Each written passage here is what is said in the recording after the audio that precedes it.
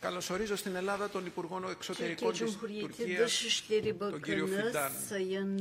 Μετά την συνάντηση των ηγετών των χωρών μας στο Βίλνιους το περασμένο έτος, όπου καθορίστηκε το πλαίσιο του διαλόγου μας, επισκέφθηκα την Άγκυρα και αναφέρθηκα στις τρεις βασικές μας επιδιώξεις.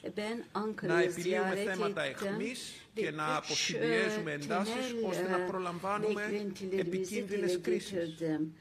Να οργανώνουμε τις συζητήσεις μας στη βάση τριών πυλώνων: του πολιτικού διαλόγου, της θετικής ατζέντας και των μέτρων οικοδόμησης εμπιστοσύνης.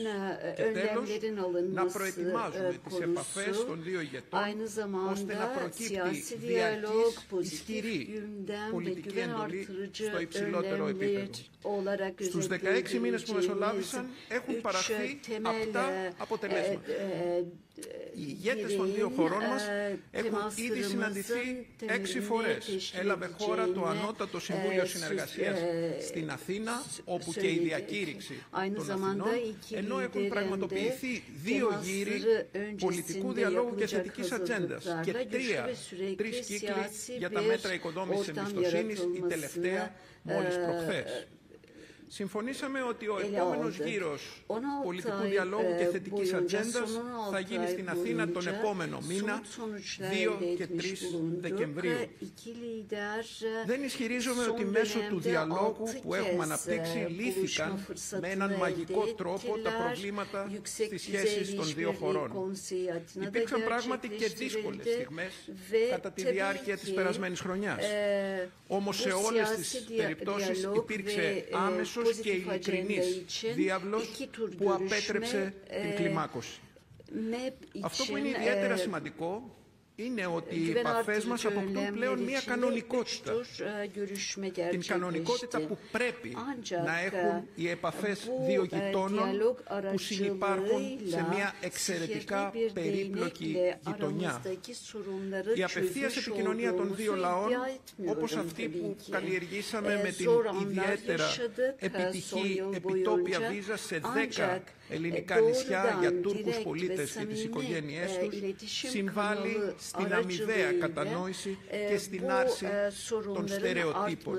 Σκοπός μας είναι να φέρουμε κοντά τους δύο λαούς.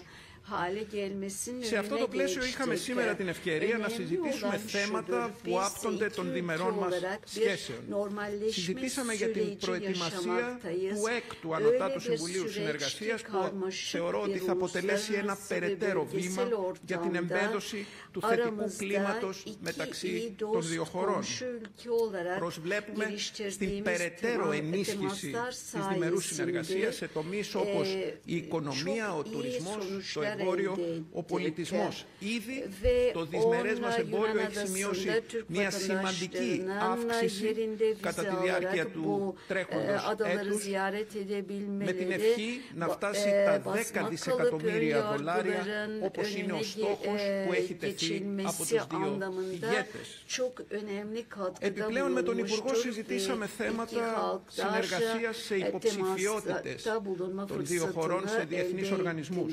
Μεταξύ άλλων, όπως γνωρίζετε, έχουμε από κοινού υποβάλει υποψηφιότητα για 2 από τις 4 κορυφαίες θέσεις του Οργανισμού για την Ασφάλεια και την Συνεργασία στην Ευρώπη, τη θέση του Γενικού Γραμματέα και τη θέση του Διευθυντή του Γραφείου για τους Δημοκρατικούς Θεσμούς και τα Ανθρώπινα Δικαιώματα.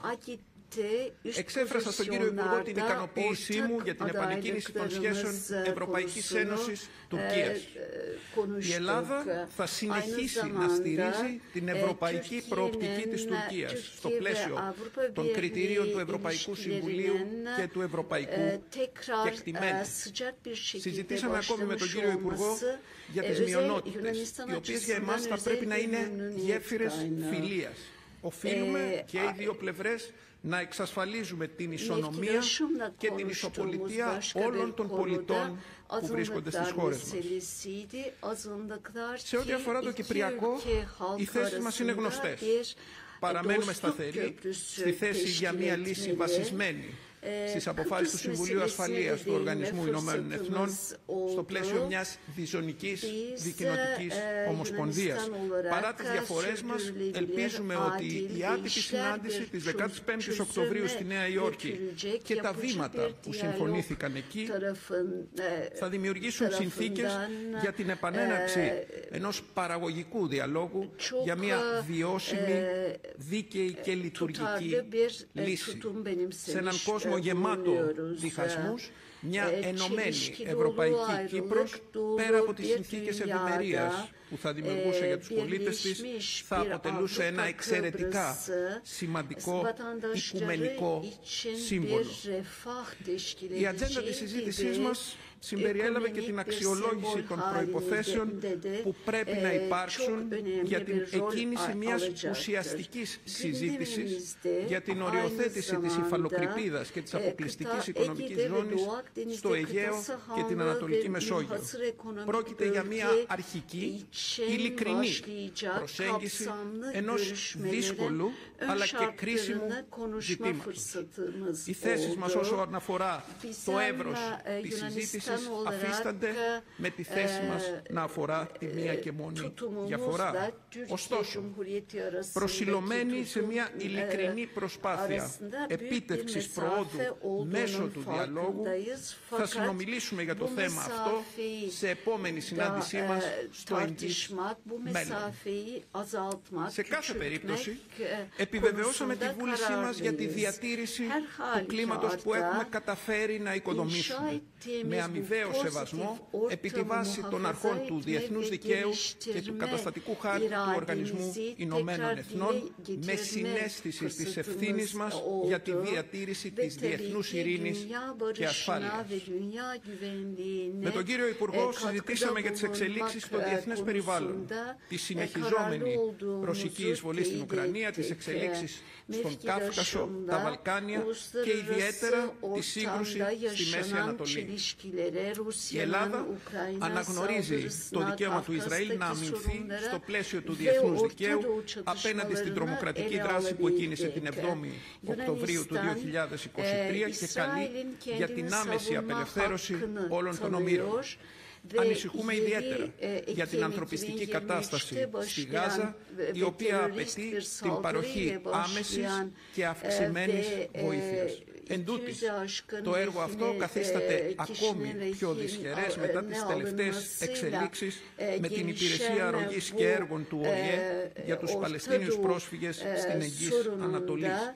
Από την πλευρά μας, στηρίζουμε τον οδικό χάρτη των Ηνωμένων Πολιτειών προς μια εκεχηρία.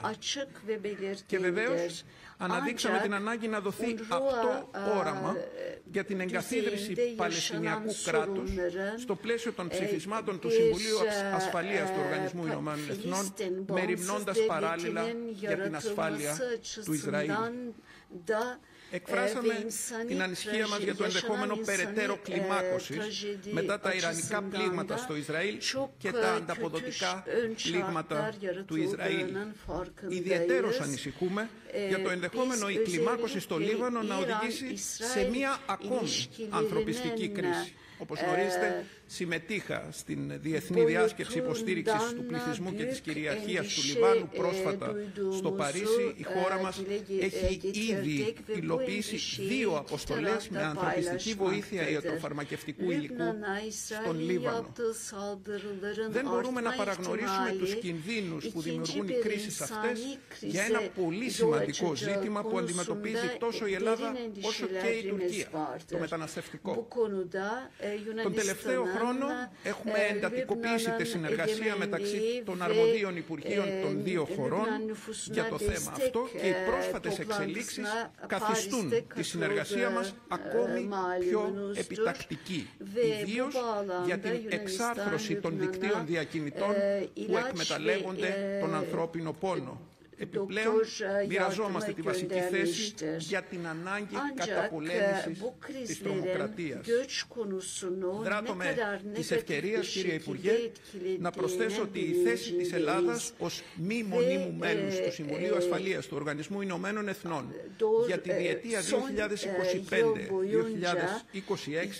2025-2026 για την εκλογή της οποίας υπήρξε υποστήριξη εκ μέρους της Τουρκίας και ευχαριστώ ιδιαιτέρως τον κύριο Υπουργό, μας δίνει σημαντικό ρόλο αλλά και ευθύνη να συμβάλλουμε στην ειρηνική επίλυση των διεθνών διενέξεων αλλά και στην αντιμετώπιση των παγκόσμιων προκλήσεων. Κλείνοντας, θα ήθελα κύριε Υπουργέ να εκφράσω την ικανοποίησή μου αφενός για τις προσπάθειες που έχουν καταβάλει και οι δύο πλευρές για την ενίσχυση της διμερούς συνεργασίας και αφετέρου για την άμεση επικοινωνία σε πολλά επίπεδα και βεβαίως στο δικό μας επίπεδο, στο επίπεδο των Υπουργών Εξωτερικών. Αναγνωρίζουμε τις δυσκολίες που συνεχίζουν να υπάρχουν. Ακόμη όμως και όταν δεν βρίσκουμε εύκολα λύσεις, συζητούμε με συνείδηση της ιστορικής μας ευθύνης έναντι των λαών μας και των επόμενων γενεών. Με συνείδηση της ανάγκης σε αυτούς τους καιρούς πολλαπλών κρίσεων να συνεισφέρουμε στην ειρήνη, στην διαφύλαξη του διεθνούς δικαίου, στη σταθερότητα, στην ευημερία των λαών. Με αυτές τις σκέψεις σας υποδέχομαι στην Αθήνα, αξιότιμε κύριε Υπουργέ, αγαπητέ φίλε Hakan. Atina'ya hoş geldiniz diyorum sevgili bakan, sevgili dostum Hakan.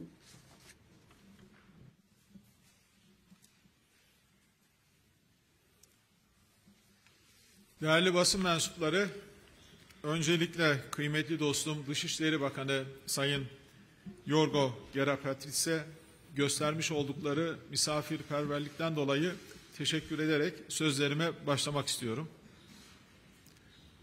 Atina'da bulunmaktan büyük memnuniyet duyuyorum.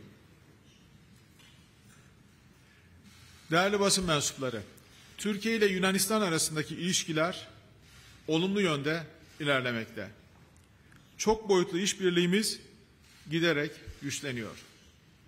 Ticaret, ekonomi, ulaştırma, turizm ve kültür gibi alanlarda hep beraber önemli adımlar atıyoruz. Yeni işbirliği alanları neler yapabiliriz diye bunları geliştirmeye yönelik de çalışmalarımız devam ediyor. Birbirimizi kritik konularda daha iyi anlamak için çaba gösteriyoruz. İçinde bulunduğumuz bölge çok sayıda sorun barındırmakta. Bu zor coğrafyada Türkiye ve Yunanistan'ın karşılıklı güven içinde hareket edebilmesi gerekiyor. Kazan kazan yaklaşımıyla halklarımızın refahına ve huzuruna katkı sağlayabiliriz. Cumhurbaşkanımız Sayın Recep Tayyip Erdoğan ve Yunanistan Başbakanı Sayın Mitsotakis bu yöndeki siyasi iradelerini açık biçimde ortaya koymuşlardır. Önümüzdeki tarihi fırsatı değerlendirmeli ve ülkelerimiz arasındaki olumlu iklimi kalıcı hale getirmeliyiz. Ebedi komşuluğumuzu ebedi dostluğa dönüştürmeliyiz. Bu hedefe samimi ve yapıcı bir anlayışla ulaşabileceğimizden hiç kuşkum yok. Kıymetli basın mensupları, bugünkü görüşmelerimizde ikili ilişkilerimizi kapsamlı şekilde değerlendirdik. Önümüzdeki aylara ilişkin yol haritamızı arkadaşlarımızla beraber gözden geçirdik. 2025 yılının ilk aylarında Ankara'da yapmayı planladığımız liderlerimizin katılımıyla gerçekleştirilecek olan 6. Yüksek Düzeyli İşbirliği Konseyi toplantısının hazırlıklarını ele aldık. Bu toplantı kapsamında imzalanabilecek anlaşmalar üzerinde çalışmalarımızı halihazırda sürdürmekteyiz. Bakanlıklarımız arasındaki siyasi diyalog ve pozitif gündem ortak eylem planı toplantıları ise önümüzdeki ay Atina'da gerçekleştirilecek. Diğer bakanlıklarımız arasındaki temaslar da devam ediyor. Başta ulaştırma ve turizm alanlarında olmak üzere ilgili bakanlıklarımız ve kurumlarımız yakın dönemde bir araya gelecekler. Ulaştırma işbirliği kapsamında İpsala-Kipi sınır kapısında 2. köprünün yapılmasına yönelik hazırlık çalışmalarımız devam ediyor. Köprünün inşaatına önümüzdeki dönemde başlamasını planlıyoruz. Değerli arkadaşlar, liderlerimizin ortaya koyduğu 10 milyar dolar ticaret hacmi hedefine ulaşmak için ortak çabalarımızı sürdürüyoruz. 2023 yılında 5,8 milyar dolar olarak gerçekleşen ticaret hacmimizin bu yıl sonunda 6 milyar doları geçmesini öngörmekteyiz. Geçtiğimiz aylarda tesis ettiğimiz Ortak İş Konseyi'nin ticari ve ekonomik ilişkilerimiz bakımından önemli bir adım olduğunu düşünüyoruz. Kıymetli basın mensupları, bugün değerli meslektaşım Gera Petritis ile Ege ve Doğu Akdeniz bağlamındaki hususları uluslararası hukuk ve iyi komşuluk ilkeleri temelinde kapsamlı bir şekilde ele aldık. Bildiğiniz gibi Ege'de görüş ayrılıklarımız olduğu bir gerçek. Bunları geçmişte istişari görüşmelerde de ele alıyorduk. Gerçekçi davranmamız ve sorunlarımıza doğru teşhisler koymamız gerekiyor. Üzerinde çalışmamız ve çözüm aramamız gereken Ege'de birbiriyle bağlantılı pek çok sorun var. Bunları sadece kıta sahanlığı ve münhasır ekonomik bölge meselesine indirgeyemeyiz. Gerginlik ve kriz yaratma potansiyeli olan tüm sorunları karşılıklı saygı ve işbirliği temelinde ele almalıyız. Bu çerçevede yeniden başlattığımız güven artırıcı önlemler toplantılarının son turunun 6 Kasım'da İstanbul'da düzenlenmiş olmasından memnuniyet duyuyoruz. Türkiye olarak Doğu Akdeniz'de hakça paylaşım ilkesini savunmaya devam ediyoruz. Hatırlayacağınız gibi liderlerimiz yaklaşık bir yıl önce 7 Aralık'ta geçtiğimiz yıl dostane ilişkiler ve iyi komşuluk hakkında Atina bildirgesini imzalamıştı. Bildirgenin lafzı ve ruhu doğrultusunda hareket etmemizin görüş ayrılıklarımızın aşılmasını kolaylaştıracağına inanıyoruz. Değerli mevkidaşımla ayrıca Kıbrıs meselesini de görüştük. Bu konuda Türkiye'nin tutumu belli. Kıbrıs meselesini adadaki gerçekler temelinde ele almaya devam edeceğiz. Federasyon modelinin adada artık geçerli olmadığı zaman içinde ispatlanmıştır. Adada hem Türklerin hem Rumların güvenliğini, özgürlüğünü ve refahını mümkün kılacak yeni bir ruha ihtiyaç vardır. Değerli arkadaşlar, ülkelerimiz ortak tarihle birbirine bağlıdır. Bu ortak tarihin parçası olan azınlıklarımız ülkelerimiz için birer zenginlik ve çeşitlilik kaynağıdır. Görüşmelerimizde Yunanistan'da yaşayan azınlığımızın ve soydaşlarımızın sorunlarını, talep ve beklentilerini de gündeme getirdik. Onların hak ve özgürlüklerini huzur içinde kullanabilmelerine büyük önem veriyoruz. Yüzyıllara yayılan ortak geçmişimiz aynı zamanda bizlere kültürel zenginliklerimizi birlikte yaşama fırsatı sunuyor. Bu değerleri hep beraber geleceğe aktarabiliriz. Bu itibarla Yunanistan'daki kültürel mirasımızın korunmasını da önemsiyoruz. Osmanlı eserlerinin restorasyonunda her türlü desteğe hazır olduğumuzu iletmiştik. Bu konuda karşılıklı işbirliği yapabileceğimizi de düşünüyorum. Değerli basın mensupları, değerli meslektaşım ve kıymetli heyetiyle ayrıca FETÖ, PKK ve DHKPC başta olmak üzere terör örgütleriyle mücadelemizde komşumuzdan daha etkin işbirliği görmeyi beklediğimizde ifade ettik. Terörle mücadele konularını da ele aldık. Bunun iki ülkenin de menfaatine olduğuna inanıyoruz. Ayrıca düzensiz göçle mücadele konusunda birlikte hareket etmenin önemini vurguladık. İlgili kurumlarımızın koordinasyonundan memnuniyetimizi dile getirdik. Bunu da daha fazla karşılıklı ziyaretlerle nasıl artırabiliriz? Onları tartıştık. Kısacası her alanda olduğu gibi düzensiz göçle mücadelede de işbirliğimizi ilerletmeyi arzu ediyoruz. Kıymetli mevkidaşımla aynı zamanda ikili ilişkilerin yanı sıra bölgesel ve küresel gelişmeleri de tartışma imkanımız oldu. Bu konularda görüş alışverişinde ve istişarelerde bulunduk. Orta Doğu, Ukrayna ve Balkanlar başta olmak üzere özellikle yakın coğrafyamızdaki gelişmeleri karşılıklı değerlendirdik. Biz Türkiye olarak bölgemizde savaş, gözyaşı ve dram görmek istemiyoruz.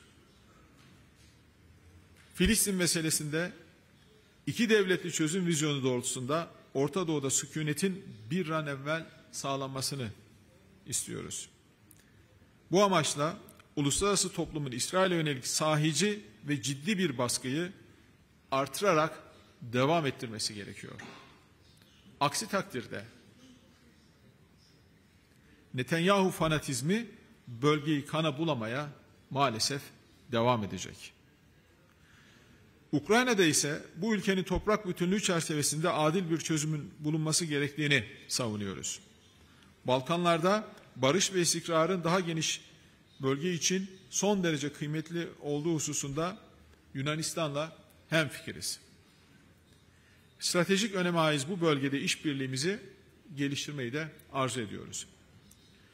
Değerli basın mensupları, komşumuz ve müttefikimiz Yunanistan'la diyalogumuzu daha da güçlendirmeyi umuyorum. Görüş ayrılıklarımızı karşılıklı hak ve çıkarlara saygıyla uluslararası hukuk temelinde çözebileceğimize yürekten inanıyorum. Yeni nesillere kalıcı bir işbirliği ve sükunet ortamı bırakmak bizlerin görevi. Bunun iki tarafında ortak hedefi olduğuna inanıyorum. Bu düşüncelerle misafirperverliği için kıymetli dostum Yorga'ya ve arkadaşlarına tekrar çok teşekkür ediyorum.